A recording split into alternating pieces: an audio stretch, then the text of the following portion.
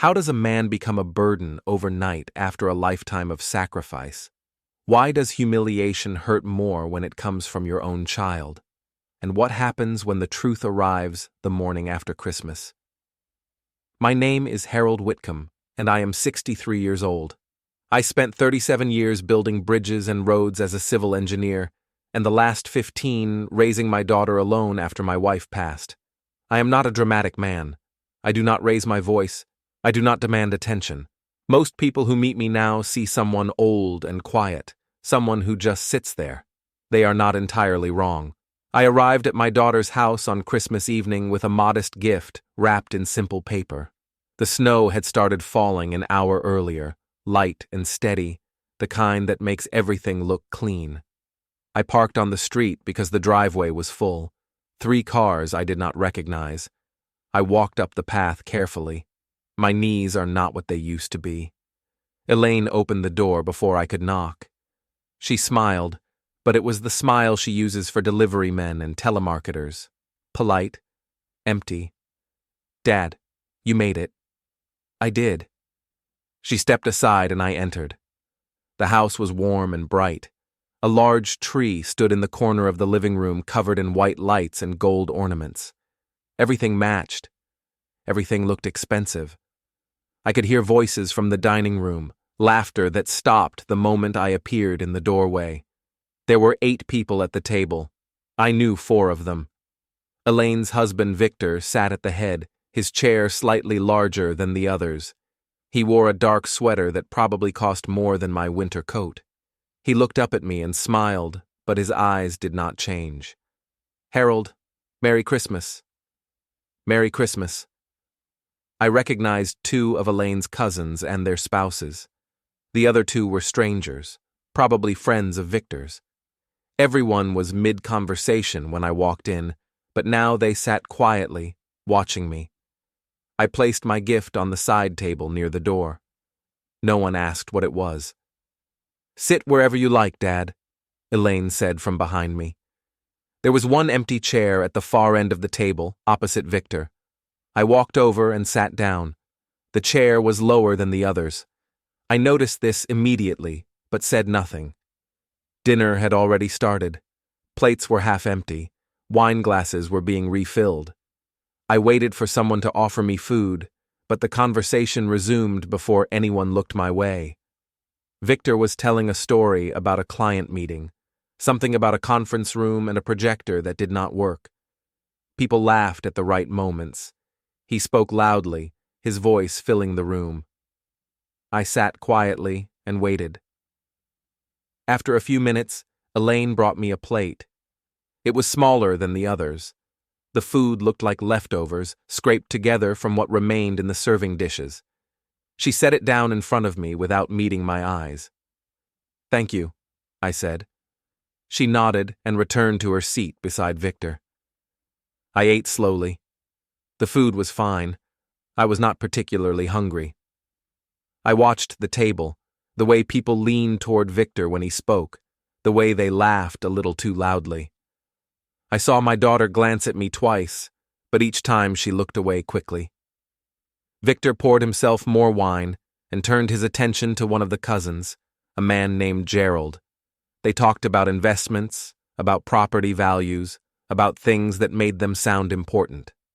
I finished my food and set my fork down carefully. No one noticed. At some point, someone suggested taking a photo.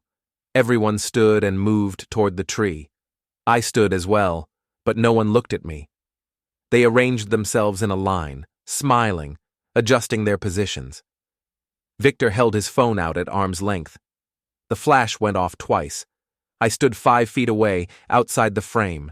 Elaine saw me standing there. She said nothing. They returned to the table. Dessert appeared, a large cake with white frosting and gold flakes. It was cut and distributed. I was not offered a slice. I did not ask for one. The conversation continued. Someone mentioned travel plans. Someone else talked about their new car. I sat in my chair and listened, invisible. Then Victor turned to me. "Harold," he said, his voice cutting through the noise. Everyone stopped talking. "Yes?" How are you doing? Really? His tone was friendly, but his smile was not. I am fine. Are you sure? You seem quiet? I am always quiet. Yes, you are. He leaned back in his chair, swirling his wine glass. The room was silent now. Everyone was watching. You know, Victor continued, I have been thinking about family, about what it means to support each other. I said nothing. Elaine and I, we work very hard. We provide. We build a life. We make sacrifices. I nodded once. And sometimes, he said, we have to ask ourselves if everyone is pulling their weight. I felt the shift in the room, the way people sat up slightly, leaning in. This was not conversation anymore. This was performance. I am not sure I understand, I said. I think you do. He set his glass down, hard enough that it made a sound. You come here every holiday. You sit at our table. You eat our food. You take up space. But what do you bring? Victor, Elaine said softly. No, he said, raising a hand. We need to be honest. Your father is a grown man. He can handle honesty. He looked at me again. You are a burden, Harold. You are a weight around our necks. You are a relic of a life Elaine has moved past. And honestly, you are an embarrassment. The words landed cleanly. I felt them, but I did not react. Every year, the same thing. You show up with your little gift and your sad face and your silence. You do not contribute. You do not engage. You just sit there. And we are supposed to pretend that is fine. Victor, please, Elaine said again, but her voice was weak. She defends you out of obligation, Victor said. Not love. Obligation. And that is sad. I looked at my daughter. She was staring at her plate. You are ruining our holiday, Victor said. You are ruining this family, and I am tired of pretending otherwise. I did not respond. I simply looked at him, and then at the others. No one spoke. No one defended me. They just sat there watching. Then Elaine stood. She picked up her wine glass, walked over to my plate, and spat into it. The sound was small, but unmistakable. She returned to her seat and sat down. Victor smiled. I stood slowly. My chair scraped against the floor. I walked to the side table and picked up my coat. No one moved. I put on my coat and walked to the door. Harold! Victor called after me. I stopped but did not turn around. Do not come back next year, or ever. We are done. I opened the door and stepped outside. The snow hit my face immediately, cold and sharp. The door closed behind me. I heard laughter from inside, muffled but clear. I walked down the path and into the street. My phone vibrated once in my pocket. I did not check it. The snow fell harder now, covering my footprints as I walked away. The walk back to my car took longer than it should have. My hands were shaking, not from the cold, but from something I did not want to name. I sat in the driver's seat for several minutes before starting the engine. The street was empty. The houses around me glowed with warm light and decorations. I could hear music faintly from somewhere. I drove home slowly. The roads were slick, and I did not trust my focus. My mind kept replaying the moment Elaine stood and walked toward me, the way her face looked, blank, emotionless, the sound of her spitting. My house was dark when I arrived. I had left no lights on. I parked in the driveway and sat there for another moment, staring at the front door. It is a small house, just 2 bedrooms, and a narrow kitchen. I bought it after my wife passed, when the old house felt too large and too full of her absence. I unlocked the door and stepped inside. The air was cold. I had turned the heat down before leaving. I flipped the light switch and the living room appeared plain and quiet. No decorations, no tree. I had not bothered this year. I took off my coat and hung it on the hook by the door. My shoes came off next, placed neatly by the mat. I walked into the kitchen and filled the kettle with water. The sound of it heating was the only noise in the house. While I waited, I stood by the window and looked out at the backyard. Snow covered everything, smooth and untouched. I thought about my wife, about the way she used to stand in this same spot, drinking her tea in the morning, watching birds at the feeder we had hung from the oak tree. The feeder was still there, empty now, swinging slightly in the wind. She had been gone for 15 years, longer than some marriages last. The kettle whistled, and I poured the water over a tea bag in a plain white mug. I did not add sugar. I carried the mug into the living room and sat in my chair, the one that faced the window. I sipped the tea and let the silence settle around me. I was not angry. Not yet. I was something else, something quieter and heavier. I thought about Elaine when she was young, 7 years old, sitting at the kitchen table doing her homework while I cooked dinner. She had been serious even then, focused and careful. She always wanted to do things correctly. I remembered helping her with her math, the way she would frown when she made a mistake, erasing it over and over until the paper tore. One memory came back sharper than the others. Elaine was 9. She had built a model bridge for a school project. She worked on it for 3 weeks, measuring every piece, gluing every joint with precision. The morning of the presentation, I drove her to school. She held the bridge in her lap, wrapped carefully in tissue paper. When we arrived, she turned to me and said, "Do you think Mom would have been proud?" I told her yes. I told her Mom would have been very proud. She smiled. It was the first real smile I had seen from her in months. That afternoon, I picked her up from school. She did not speak the entire drive home. When we got inside, she went straight to her room. I found the bridge later in the trash can, broken into pieces. I asked her what happened. She said nothing. She just looked at me with those serious eyes and said it did not matter anymore. I never found out why she destroyed it. After her mother passed, she became even quieter. She stopped asking questions. She stopped crying. She just continued. I did not know how to reach her. I tried. I made her lunches. I attended every school event. I sat with her in the evenings, both of us reading in the same room, not speaking, but present. I thought that was enough. When she went to college, she called less and less. At first, it was once a week, then once a month, then only on holidays. I told myself it was normal. She was building her own life. That was what children were supposed to do. The first time she missed calling me on my birthday, I waited by the phone until midnight. She texted me 2 days later. She said she had been swamped with exams. She said she was sorry. She said she would make it up to me. She never did. Then she met Victor. He was confident in a way I was not. Loud, charismatic. He filled rooms with his presence. Elaine seemed smaller next to him, but also secure. She smiled more. She laughed at his jokes. She introduced him to me at a restaurant, and he shook my hand firmly and called me "Sir," and told me how wonderful my daughter was. I liked him at first. The first warning sign came 3 months after they started going out together. We were having lunch, just the 3 of us. Victor was talking about his job, about clients and deals and money. He said something about how important it was to surround yourself with successful people, people who elevated you. Then he looked at Elaine and said, "Your dad must be proud of how far you have come." He said it like I had been holding her back, like she had escaped something. Elaine laughed and agreed. I said nothing. They married 2 years later. The wedding was large and expensive.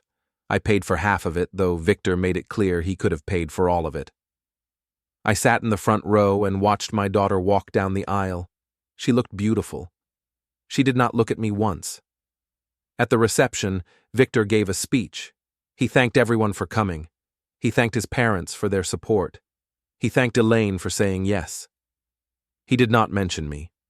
Later, when I asked Elaine about it, she said Victor had probably just forgotten. She said it was not a big deal. She said I was being too sensitive. After the wedding, things changed slowly. Requests for money became more frequent. They needed help with a down payment on the house. They needed help with furniture. They needed help with renovations. I gave what I could. I did not want to be the kind of father who withheld support. But the requests were never framed as requests. They were framed as opportunities for me to contribute, to be useful, to prove I cared. The house was the first major expense. Elaine called me one evening and said they had found the perfect place. She said it was expensive but worth it. She said they were a little short on the down payment. I asked how much they needed. She said $40,000. I had that much in savings. I had been saving it for years, for emergencies, for the future. I gave it to them without hesitation. When the deal closed, Victor sent me a text. It said, "Thanks for the contribution." Not a call, not a thank you card, a text. And each time I helped, the gratitude felt thinner. Victor began speaking to me differently, less like a son-in-law and more like someone managing an inconvenience. He would ask how I was doing, but he did not wait for the answer. He would invite me to dinners, but the invitations came later and later, sometimes the day before, sometimes the day of. Once, he called me on a Thursday afternoon and said they were having a dinner party that night. He said someone had canceled and there was an empty seat. He said I could come if I wanted. I went. I sat at the end of the table. No one spoke to me except to ask me to pass the salt. Elaine stopped calling altogether. I called her instead, and she answered less than half the time. When she did, the conversations were brief. She was busy. She had plans. She would call me back. She never did. I told myself it was fine. I told myself this was what happened when children grew up. They moved on. They built their own families. I was supposed to fade into the background. But tonight, sitting in my chair, with my tea growing cold, I realized something. I had not faded. I had been erased. I set the mug down on the side table and stood. My legs were stiff. I walked through the house, turning on lights as I went. The second bedroom had become a storage room over the years. Boxes stacked against the walls, old furniture, things I did not need but could not throw away. I opened the closet and pulled out a box labeled papers. Inside were folders and envelopes organized by year, tax returns, medical records, bank statements. I flipped through them slowly, not looking for anything specific, just looking. One envelope caught my eye. It was from 3 years ago, a receipt for a payment I had made. $15,000 for Elaine's kitchen renovation. I remembered that request clearly. She had called me crying, saying the contractor was demanding payment up front and they did not have it. I transferred the money the same day. 2 weeks later, I saw photos on social media. Elaine and Victor at a resort in the Caribbean. The caption said, "Much needed vacation." I never mentioned it. At the bottom of the box was a folder I had not opened in years. It was thicker than the others, held closed with a rubber band. I pulled it out and carried it back to the living room. I sat down and removed the rubber band. The papers inside were neatly typed and organized with tabs. I had forgotten how thorough my lawyer had been. Margaret Keene. I had hired her 20 years ago to help me set up a trust after my wife passed. She had been young then, maybe in her late 30s, but sharp and patient. She had explained everything carefully, walking me through the terms and clauses, making sure I understood the implications. The trust was irrevocable. Once it was set up, it could not be changed. That had been the point. I wanted to protect what I had built, make sure it went where I intended it to go, under the conditions I set.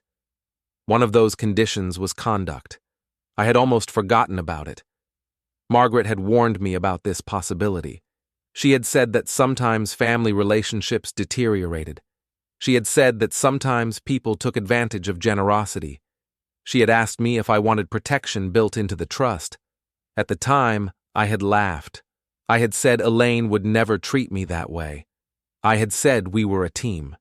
Margaret had looked at me with patient, knowing eyes and said, "I hope you are right.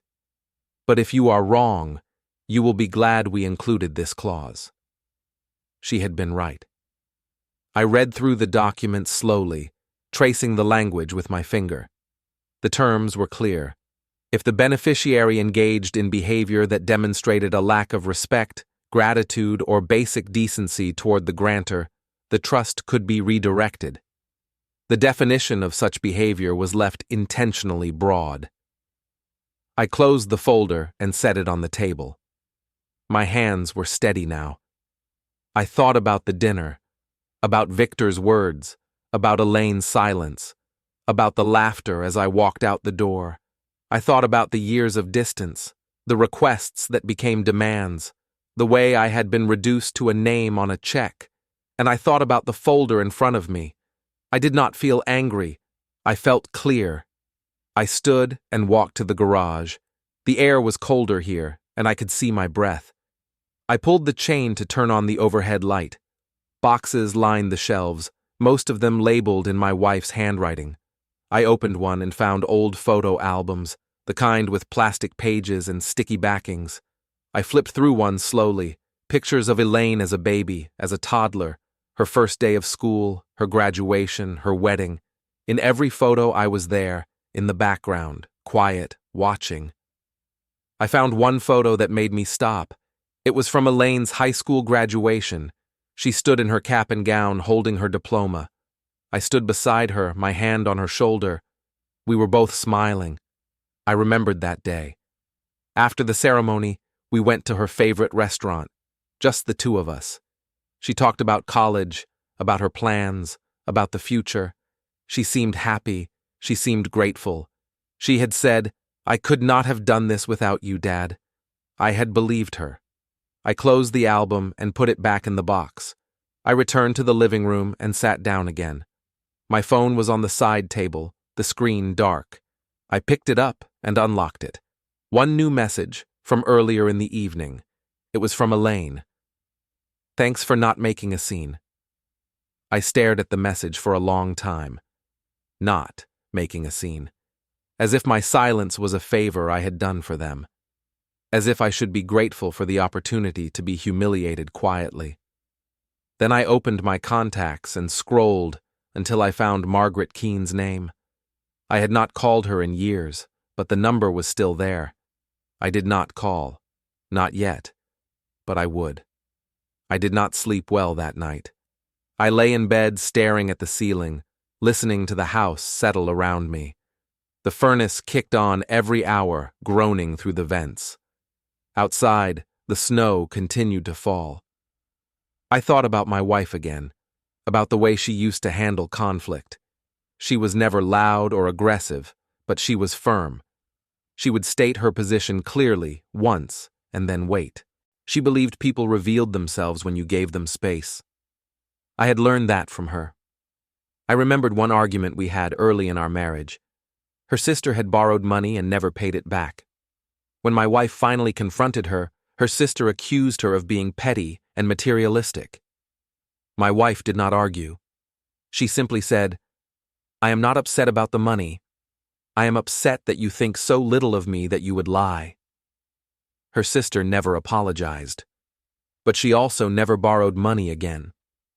My wife told me later that some relationships were built on mutual respect, and some were built on what you could provide. The trick was knowing which was which. I had failed that test with Elaine and Victor. By the time morning came, I had made a decision. I got up before sunrise and made coffee. I stood by the kitchen window and watched the sky lighten, gray and heavy. The street was empty. No one had driven by yet. The snow on the ground was untouched except for the thin line of animal tracks cutting across the yard. I ate a simple breakfast, toast and jam. I washed the dishes and set them in the rack to dry. Then I walked to the study and sat at the small desk pushed against the wall. The folder was still on the table where I had left it. I opened it again and read through the documents more carefully this time, making notes on a pad of paper. Names, dates, terms, clauses, everything was there. At 8 o'clock, I picked up my phone and called Margaret Keene. She answered on the third ring. "This is Margaret." Her voice was calm and professional, the same as I remembered. "Margaret, this is Harold Whitcombe." There was a pause. "Harold, it has been a long time." "It has. How are you?" I am well. I need to speak with you. About the trust. Another pause, longer this time. Of course. When would you like to meet? Today, if possible. Today is the day after Christmas. I know. All right, I can meet you at 10. My office? Yes. I will see you then. She hung up without saying goodbye. That was her way. Direct. No wasted words. I sat at the desk for another moment, then stood and walked to the closet. I pulled out my coat and scarf and put them on. The drive to her office would take 30 minutes, longer if the roads were bad. I locked the door behind me and walked to the car.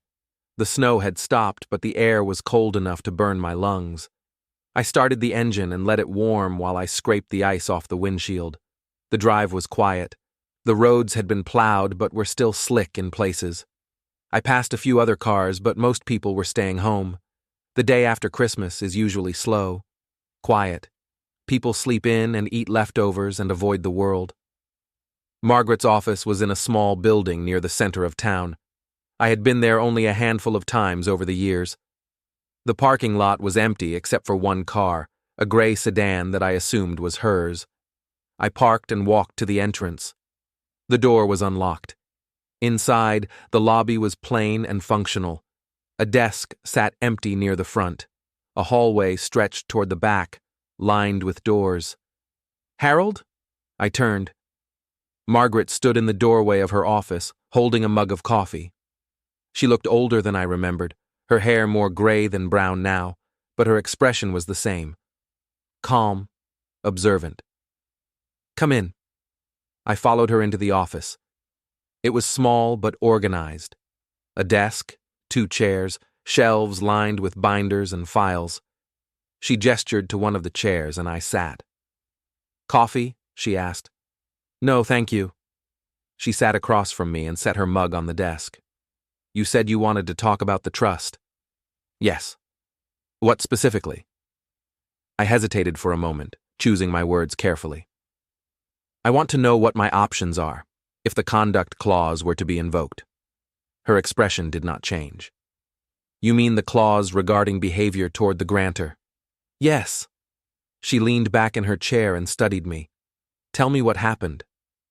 So I did. I told her about the dinner, about Victor's words, about Elaine's silence, about the way I had been treated not just that night, but over the years. She listened without interrupting. When I finished, she nodded once. That qualifies. You are sure? The clause was written broadly for this exact reason. Public humiliation, verbal mistreatment, actions demonstrating a lack of basic respect. What you described fits all 3. What happens next? That depends on what you want to happen. I want them to understand consequences. She smiled slightly. Then we follow the terms of the trust. The beneficiary loses access to the funds. The assets are redirected according to your instructions. How long will that take? If we move quickly, a week, maybe less. Good. She stood and walked to one of the shelves, pulling down a thick binder. She flipped through it, found what she was looking for, and set it on the desk in front of me. This is the original trust document. Read it again. Make sure this is what you want. Once we start this process, it cannot be undone. I looked down at the pages. The words were familiar now. I had read them a dozen times over the past 12 hours. I am sure. All right. I will need a written statement from you, detailing the events and your decision to invoke the clause. I will draft the legal notices and file the necessary paperwork. She paused, then leaned forward. Harold, I need to be clear with you. This will cause significant financial disruption to your daughter and her husband. They will lose access to substantial funds. They may lose assets. This is not a warning shot. This is final. I understand. Do you? Because once we file, there is no going back. Even if you change your mind, the trust terms are irrevocable. I met her eyes. I have spent 15 years being patient, being understanding, being invisible. I am done. She nodded slowly. When can we meet again? Tomorrow morning. 10 o'clock, bring the statement. I stood and shook her hand. Thank you, Margaret. You are doing the right thing, Harold. People need to understand that respect is not optional. I left the office and walked back to my car. The air felt lighter now. Or maybe I just felt lighter. I drove home slowly, taking the long way, passing through town. The streets were still quiet. A few people walked along the sidewalks, bundled in coats and scarves. Life continued. I stopped at a coffee shop near the main square. I had not been inside in years. The place was nearly empty. A young woman stood behind the counter, looking at her phone.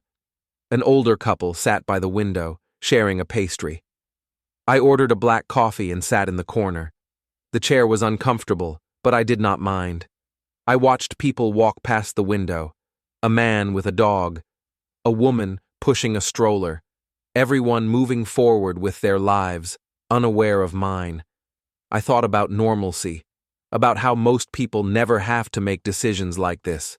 They live their lives in simple exchanges, give and take, respect and be respected. They do not have to document mistreatment or invoke legal clauses. But some of us do. I finished my coffee and left. The young woman did not look up as I walked out. When I got home, I sat at my desk and wrote the statement. I kept it factual. No emotion, no anger, just the events, laid out clearly. I wrote about the wedding where I was not mentioned. I wrote about the $40,000 for the house. I wrote about the $15,000 for the kitchen. I wrote about the last-minute invitations and the unanswered calls and the text messages that replaced conversations. And I wrote about Christmas dinner, about being called a burden, about being called a disgrace, about my daughter spitting on my plate while witnesses watched in silence. By the time I finished, it was 3 pages long. I read it over twice, then set it aside. My phone buzzed. A message from Elaine. Hope you are doing okay. Sorry if things got awkward last night. I stared at the message for a long time. Awkward, as if it had been a minor social discomfort, as if I had been oversensitive. Then I deleted it without responding. I stood and walked to the window. The cemetery was only a mile away. I had not visited in months. I grabbed my coat and walked out to the car. The drive was short. The cemetery gates were open. I parked near the entrance and walked along the narrow path, my footsteps crunching in the snow. The headstones were simple, most of them covered in a thin layer of white. I found my wife's grave easily. I had been here so many times I could walk to it blindfolded. Her headstone was plain gray granite with her name and dates carved into the surface. I stood there for a long time, not saying anything. Just standing. Then I spoke quietly. I should have done this years ago. The wind picked up, blowing snow across the ground. You always said patience was a virtue, but you also said doormat was not a personality trait. I smiled slightly at the memory. She had said that to me once, when I let my old boss take credit for my work. She had told me I needed to stand up for myself. I had told her it was not worth the fight. She had said, everything is worth the fight if it is about who you are. I know what you would say now, I continued. You would tell me I am doing the right thing. You would tell me Elaine needs to learn. You would tell me consequences are how people grow. I paused. But you would also tell me to be sad about it. And I am. I am very sad. The cemetery was silent except for the wind. I loved her so much, I still do, but I cannot let her treat me like this. I cannot let him treat me like this. I knelt down and brushed snow off the base of the headstone. I wish you were here. You would know the right words. You always did. I stood slowly, my knees protesting. I am going to fix this, not for revenge, just for order, for what is right. I turned and walked back to the car. The drive home was quiet. The sun was setting, painting the snow orange and pink. It was beautiful in a cold, distant way. When I got home, I made a simple dinner, soup and bread. I ate at the kitchen table, alone, staring at nothing. Around 7, my phone rang. I did not recognize the number. I answered anyway. Mr. Whitcombe? Yes. This is Gerald Hoffman. We met at Christmas dinner. I remembered him, one of the cousins. He had laughed at Victor's jokes. What can I do for you? I just wanted to say I am sorry about how you were treated. It was not right. I said nothing. I should have said something. I should have defended you. I did not, and I am ashamed of that. Why are you calling me now? He hesitated. Because my wife told me I was a coward. She said if I did not call you, she would never respect me again. Your wife sounds smart. She is. Thank you for calling, Gerald. But it is too late. Too late for what? I hung up. I turned off my phone and went to bed early. I slept well that night. The next morning, I returned to Margaret's office at 10. The parking lot was still empty except for her car.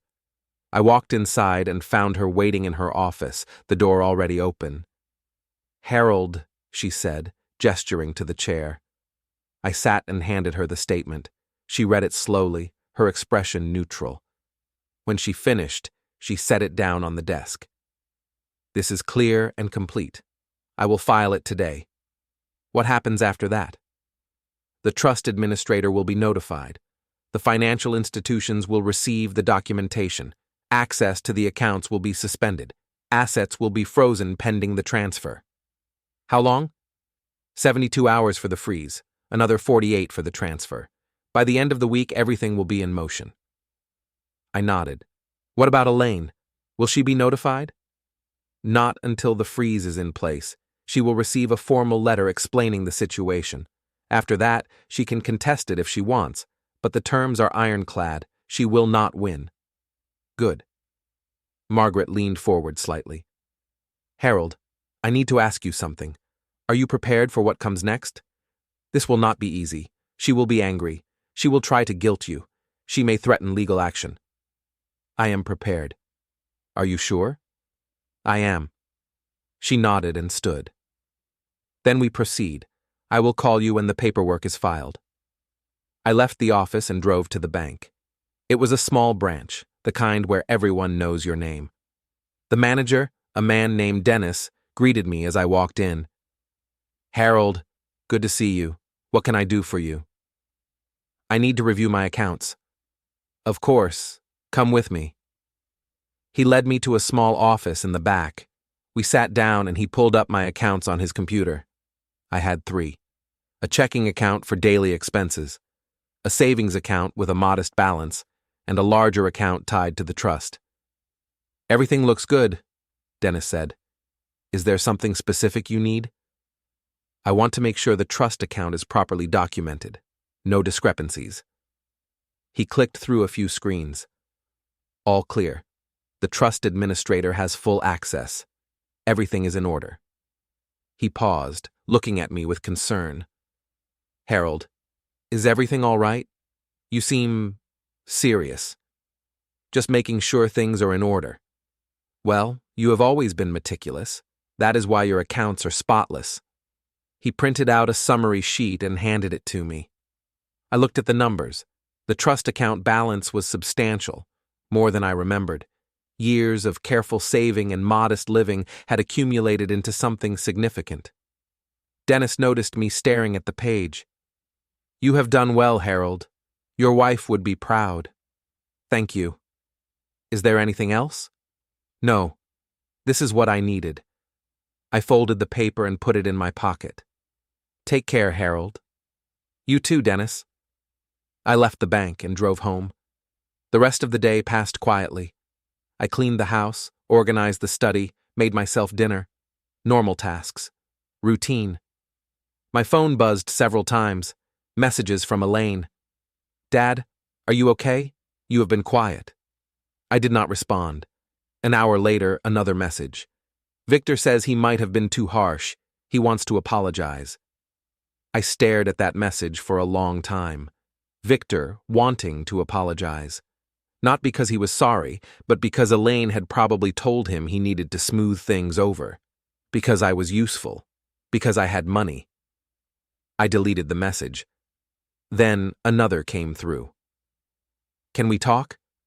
I turned off the notifications and set the phone face down on the table. That evening, I sat in my chair and opened my laptop. I rarely used it, but I kept it for moments like this. I logged into my email and found several messages from family members, cousins, friends, people who had been at the dinner. One of them, Gerald, had sent a group email thanking Elaine and Victor for hosting. He included a photo from the dinner. Everyone smiling, everyone happy. I was not in the photo. I opened my social media account, something I had not done in months. I scrolled through recent posts. Victor had posted 3 times since Christmas. The first was a photo of the dinner table before everyone arrived. The caption read, "Ready for another perfect holiday." The second was a selfie of him and Elaine in front of the Christmas tree. The caption read, "Blessed beyond measure." The third was posted late on Christmas night, a photo of an expensive bottle of wine. The caption read, "Sometimes you need to cut the dead weight to really enjoy life." I stared at that post for a long time. 23 people had liked it. 4 had left comments. So true. You guys deserve the best. Love this mindset. One of the comments was from Elaine. She had replied to someone who asked what he meant. She wrote, "Just family drama. Nothing major. All handled now." Nothing major. All handled. I closed the laptop and set it aside. Around 9 o'clock, my phone rang. It was Margaret. "Harold, the paperwork has been filed. The freeze will take effect tomorrow morning." "Thank you." "The bank will process it first thing. By noon, all access will be suspended. The formal notification letter will be mailed tomorrow afternoon. Elaine should receive it within 48 hours. "Understood. Are you ready?" "I am." She hung up. I sat in the silence for a while, listening to the house settle around me. Then I opened my phone and checked the family group chat. It was more active than usual. Victor had sent a message earlier in the evening. "Thanks everyone for making Christmas special. Elaine and I are so lucky to have this family." Several people had responded with heart emojis and congratulations. Then someone named Patricia, one of Victor's friends, wrote, "You two are goals. Seriously. I wish my family was as classy as yours." Victor replied, "It is all about setting boundaries and knowing your worth." I read the thread twice, then scrolled back through older messages. There were dozens of them. Plans for dinners and vacations. Photos of events I had not been invited to. Conversations that continued as if I did not exist. Then I found something else. 3 months ago, Elaine had posted in the chat asking if anyone needed furniture. She said they were redecorating and getting rid of old pieces. Someone asked if the furniture was in good condition. Victor replied, "Everything is top quality. We just want better." Someone else asked where they got their new furniture. Elaine replied, "A little help from family goes a long way." She included a winking emoji. I closed the chat and set the phone down. The next morning I woke early and went through my normal routine. Coffee, toast, a walk around the block despite the cold. When I returned, I checked my phone. No messages, no calls. The freeze had not taken effect yet. I spent the morning reading. An old novel I had started months ago but never finished. The story was about a man who built a business from nothing, only to have it stolen by his partner. By the end, the man had taken everything back and left the partner with nothing. Fiction, I thought, but satisfying fiction. Around noon, my phone rang. It was Dennis from the bank. "Harold, I need to speak with you about something unusual." "What is it?" "Your trust account. There was an attempt to access it this morning. The request was denied." "Who made the request?" "It came through the trust administrator's office, but the signature authorization did not match the required protocol. I wanted to confirm with you that this was expected." "It was."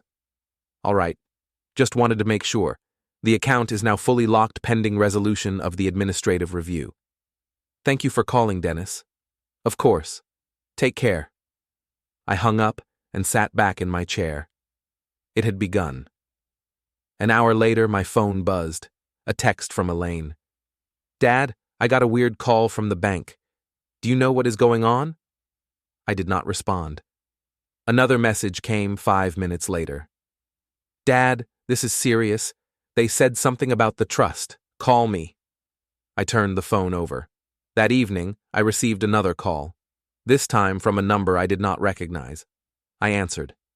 "Mr. Whitcombe?" "Yes." "This is Kevin Price. I am calling on behalf of Victor and Elaine Ross. They have asked me to reach out regarding a legal matter." "What kind of legal matter?" "They believe there has been an error with a family trust. They would like to resolve this amicably before pursuing formal action." "There has been no error." "Mr. Whitcombe, I understand emotions may be running high, but I encourage you to consider the consequences of—" I hung up. The phone rang again immediately. I turned it off. I sat in my chair and looked out the window.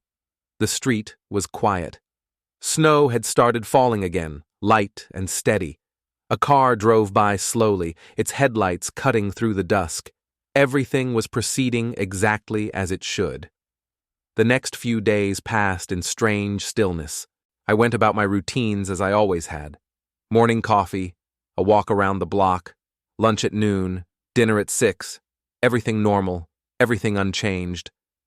But underneath, I could feel the gears turning, the paperwork moving through the system, the notifications being sent, the machinery of consequence slowly coming to life. On the second day, my phone started ringing more frequently. Elaine called 3 times. I did not answer. She left voicemails, her tone shifting from casual to concerned to frustrated. "Dad, pick up. I just need to talk to you." "Dad, this is getting ridiculous. Call me back." "Dad, I do not know what is going on, but you need to answer your phone." I deleted the voicemails without listening to them fully. Victor sent a message too. "Harold, we need to clear the air. Call me." I did not respond. On the third day, I drove past Elaine's house. It was mid-afternoon, the street quiet. Her car was in the driveway. The Christmas decorations were still up, the lights off in the daylight. Everything looked normal from the outside. I did not stop. I just drove slowly past and continued down the street. That evening, Margaret called. "The freeze is in place. Elaine will receive the notification letter tomorrow morning. After that, things will move quickly." "Understood. Are you still certain about this?" "I am." "Good. I will be in touch." I spent the rest of the evening preparing. Not in any practical sense. There was nothing left to do. But mentally, emotionally, I prepared myself for what was coming. I thought about my wife again. About the way she used to tell me that kindness without boundaries was not kindness at all. It was enabling. It was permission to hurt you. I had enabled this. I had allowed it. But I was done now. That night, I received a message from the family group chat. It was Victor, posting a photo of a new watch, expensive, flashy. The caption read, "Merry Christmas to me." Several people responded with congratulations and compliments. I left the group chat. The next morning, I woke early. The sun had not risen yet. I made coffee and sat by the window, watching the street slowly come to life. A few cars passed. A jogger ran by, his breath visible in the cold air. At 8 o'clock, my phone buzzed. A message from Margaret. The letter was delivered. She has it now. I set the phone down and waited. 10 minutes later, my phone rang. Elaine. I did not answer. It rang again, and again. Then Victor called, then Elaine again. I turned the phone off and set it on the table. I sat in the silence and drank my coffee. Around noon, I turned the phone back on. There were 17 missed calls, 12 voicemails, 23 text messages. I did not read them. I did not listen to them. Instead, I called Margaret. "They know," she said. I assumed. "What do you want to do now?" "I want to finish this." "Then it is time. Come to my office tomorrow morning, 9 o'clock, we will go together." Together, To their house, to deliver the final documents, to explain what happens next. I hesitated. Is that necessary? It is if you want them to understand, truly understand. All right. See you tomorrow. I spent the rest of the day in quiet preparation. I ironed a clean shirt. I polished my shoes. I made sure the folder with all the documents was complete. That night, I sat at my desk and wrote a letter. Not to Elaine, not to Victor, to my wife. I told her what I was doing. I told her why. I told her I hoped she would be proud. I folded the letter and placed it in an envelope. I would bring it to the cemetery later. Before bed, I checked my phone one last time. The messages had stopped. But there was one new email. From Elaine.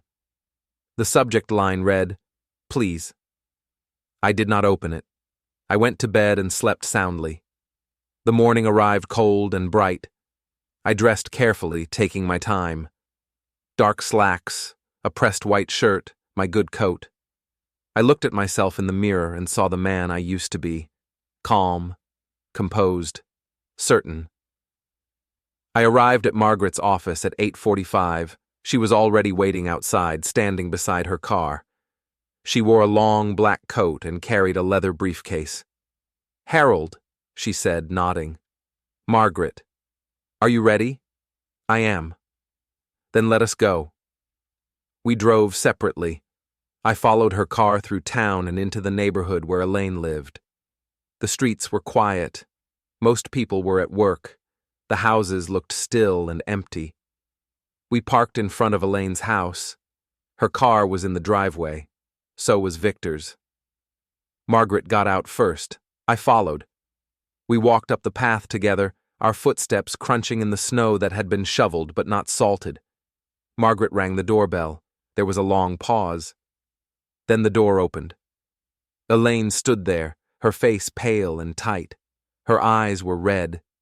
She looked at me, then at Margaret, then back at me. "Dad," she said, her voice cracking. "Elaine." "What is this? What is happening?" Margaret stepped forward slightly. "Mrs. Ross, I am Margaret Keene. I represent your father. May we come in?" Elaine stared at her, then stepped aside. We entered the house. The living room looked different in the daylight, smaller. The Christmas tree was still up, but the lights were off. The decorations looked garish now, too bright. Victor appeared from the hallway. He looked disheveled. His hair was uncombed. He wore sweatpants and an old t-shirt. He looked at Margaret first, then at me. His expression shifted from confusion to anger. "What the hell is this?" Margaret set her briefcase on the coffee table and opened it. "Mr. Ross, Mrs. Ross, my name is Margaret Keene. I am here on behalf of Harold Whitcombe to deliver formal notification regarding the irrevocable trust established in his name." "Trust," Victor said. "What trust?" Margaret pulled out a thick stack of papers and set them on the table. "The trust that has been funding certain aspects of your life for the past several years. The trust that, as of 72 hours ago, has been frozen and redirected due to a breach of the conduct clause." Elaine made a sound, something between a gasp and a sob. "What does that mean?" Victor demanded. "It means," Margaret said calmly, "that access to the funds has been permanently revoked. All assets previously allocated to Mrs. Ross as beneficiary have been transferred to alternate recipients as outlined in the original trust document." Victor stepped forward. "You cannot do that. It has already been done. We will fight this. We will take you to court." Margaret did not flinch. "You are welcome to try. The trust is ironclad. The conduct clause was triggered by documented behavior that included public humiliation, verbal mistreatment, and a demonstrable lack of respect toward the grantor. The terms are clear. The evidence is overwhelming. You will not win." Elaine turned to me. "Dad, please. This is insane. What are you doing?" I looked at her. My daughter, the girl I had raised, the woman who had spit on my plate. I am doing what I should have done years ago. This is about Christmas? Victor said, his voice rising. About one dinner? No, I said. This is about years of being erased, of being treated like an inconvenience, of being called a burden in front of witnesses. I was frustrated, Victor said. I said things I did not mean. You meant them. He opened his mouth to argue, but nothing came out. Margaret pulled another document from her briefcase. This is a detailed accounting of all financial transactions tied to the trust over the past 10 years. Payments made, requests fulfilled, contributions provided. It totals over $400,000. Elaine's face went white.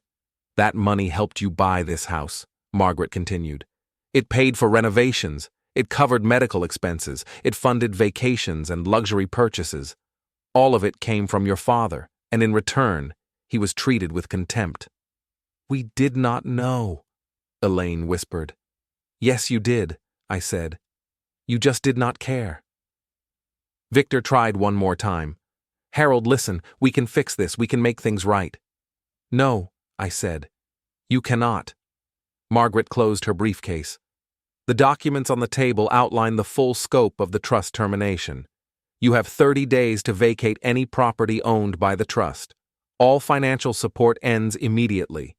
Any further contact with Mr. Whitcombe will be considered harassment and will be addressed legally. She turned to me. Harold, is there anything else you would like to say? I looked at Elaine one last time. I loved you, I said. I gave you everything I had, and you treated me like I was nothing. Her face crumpled. She started to cry. Dad, please, I am sorry. I am so sorry. Victor stepped between us. Get out, he said, his voice shaking. Both of you, get out of my house. Margaret looked at him coolly. This house is owned by the trust, which means it is not your house. You are simply occupants, and your time here is ending. She picked up her briefcase and walked to the door. I followed. Behind me, I heard Elaine sobbing. I heard Victor shouting. I heard something crash, maybe a glass or a plate. I did not turn around. Margaret and I stepped outside. The door slammed shut behind us. We walked down the path together, the sound of muffled shouting fading as we reached the street. That was harder than I expected, Margaret said. It was necessary. She nodded. What will you do now? I will go home. I will make tea. I will sit in my chair and look out the window. And after that, I will live. She smiled slightly. Good. We stood by our cars for a moment. The street was still quiet. The sun was bright. The snow on the ground sparkled. Thank you, Margaret. You are welcome, Harold. I got into my car and started the engine.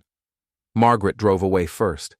I sat there for a moment, looking at the house one last time. The door opened.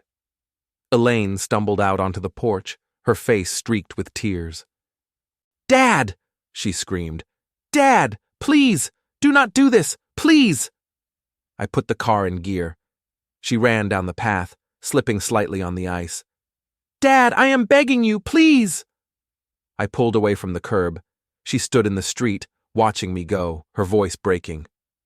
Please. I drove slowly, steadily, not looking back.